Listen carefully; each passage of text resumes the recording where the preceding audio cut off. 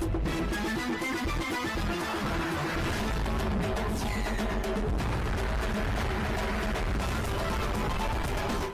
मित्रांनो, आज छत्रपती संभाजीनगर घाटी रुग्णालय येथे सन्माननीय पालकमंत्री यांनी एका बांधकाम अधिकाऱ्याला झापलं।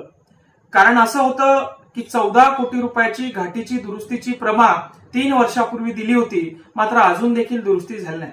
खऱ्या अर्थानं 14 कोटीमध्ये घाटीची नवीन इमारत बाहेर उभी राहिली आहे, मात्र 14 कोटीच्या प्रमा घेऊन 3 वर्ष झाले पैसे खाऊन घेतले, पण घाटीची दुरुस्ती केली नाही।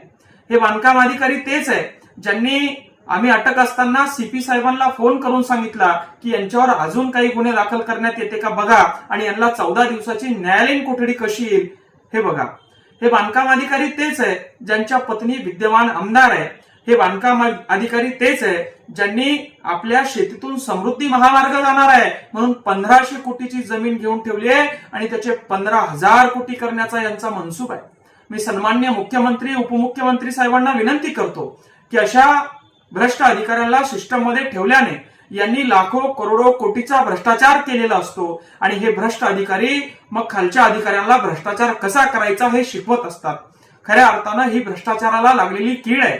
जे अधिकारी राजकारणामध्ये आहेत, जो अधिकारी सिस्टीम मध्ये आहे त्याच्या घरचे राजकारणामध्ये आहे आणि राजकारणाचा एक चाक आणि सिस्टीमचा एक चाक म्हणून दोघं मिळून हे भ्रष्टाचार करतात, अशी कुठतरी यांची सांगड असते।